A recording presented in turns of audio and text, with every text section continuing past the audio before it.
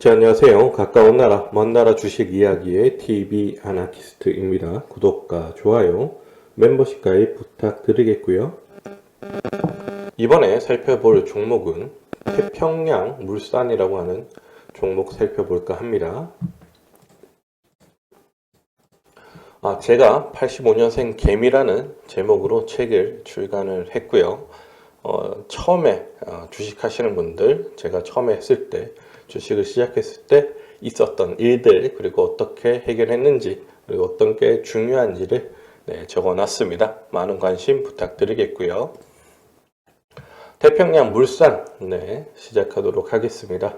말씀드리기에 앞서 절대 추천하는 것이 아니며 상승과 하락을 보장하지 않습니다. 제 100%의 사견이라는 점 말씀드리고 시작하도록 하겠습니다.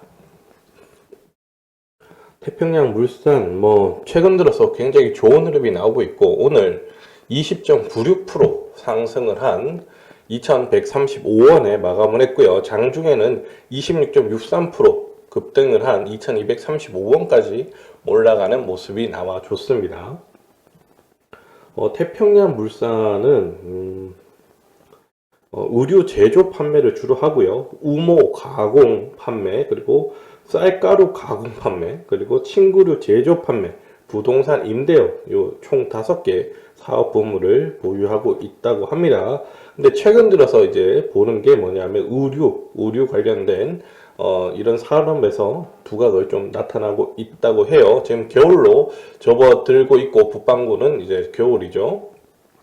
그리고 이제 경기가 이제 이거는 이 경기라고 얘기하는 것은 지금 경기 침체로 간다 이 얘기를 뜻하는 게 아니고요.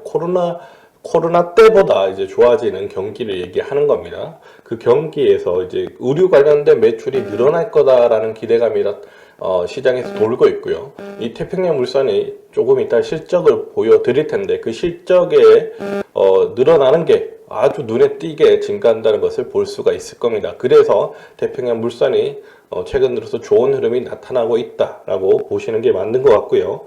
이 주력 사업인 이 의료 사업의 경우 GAP랑 타겟이랑 콜롬비아 등의 세계 유명 바이어들의 수주를 받고 있다고 합니다. 생산국은 베트남, 미얀마, 인도네시아, 중국 등에서 생산 법인을 보유하고 있는데, 일단은 중국에만 쏠려 있지 않다는 점, 이 점은 아주 좋다고 보셔야 될 것 같아요. 앞으로 더 중요해질 겁니다. 이 생산 기지가 중국에 쏠려 있는 기업과 이렇게 분산되어 있는 기업들이 나중에 가서 경쟁력 차이가 좀 많이 날 거다라는 게 제 생각이거든요. 다행스럽게 조금 분산이 되어 있어서 다행이다 라고 보여지고요. 그래요. 여기 보면 일봉 차트고요. 여기 작년에 2021년도에 크게 올랐었죠. 크게 올랐었고, 2020년도 우리가 코로나 터졌을 때 3월에는 1,050원까지 떨어졌다가요. 이때도 내려오는 속도가 굉장히 심하게 내려왔죠. 심하게 내려왔다가 다시 회복한 듯 하다가 이렇게 또 내려왔고요. 그리고 나서 1,800원이었던 요때죠. 요때 1,800원이었던 주가가 3,500원 넘게 올라갔습니다. 올라갔고요. 그래서 제가 항상 말씀드리죠. 그 시세가 이렇게 크게, 이거는 크게 났다고는 말씀을 못 드리겠지만, 이거보다 훨씬 크게 나는 종목들 있죠. 그런 종목들은 1, 2년 이내에 이런 큰 시세가 나왔으면 다시 이런 큰 시세가 나오기까지는 굉장히 힘이 많이 든다. 그리고 시간이 많이 든다라고 말씀을 드렸죠. 이 종목은 그렇게 많은 시세를 나온 건 아니지만, 그래도 여기에 시작했을 때를 기준으로 하면 그래도 약 2배 정도까지는 올랐습니다. 그렇기 때문에 지금 이 종목이 다시금 이 3,500원을 돌파할 가능성은 단기간에는 좀 힘들어 보여요. 하지만 실적을 놓고 본다 그러면, 중기적 이상을 갖고 이 종목에 들어간다 그러면 저는 3,500원 이상 올라간다고 봅니다. 실적이 그만큼 많이 좋아졌다는 말이겠죠. 그래요. 이제 실적을 한번 볼게요. 실적 영업이익이고요. 우리가 항상 이 상장되어 있는 회사는 영업이익이 중요하다고 말씀을 드렸습니다. 영업이익이 일단은 결산으로 해서 연결부터 볼게요. 영업이익이 2019년도에 432억 이렇게 하다가 2020년도 코로나 터졌을 때 있죠. 네. 네, 이때가 영업이익이 마이너스 20억 했고요. 작년에 플러스 14억 했습니다. 일단 2020년도보다는 좋아지고 있다 정도가 보여지겠죠. 하지만 그 전에 2019년도 일때는 400억을 했어요. 네, 그에 비하면 회복 속도가 작년에 많이 느리다 이렇게 볼 수가 있었겠죠.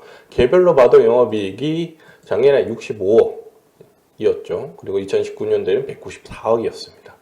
근데 이제 중요한 부분이 나옵니다. 분기예요. 올해예요. 올해 1분기, 2분기, 3분기까지의 실적을 한번 볼게요. 개별입니다.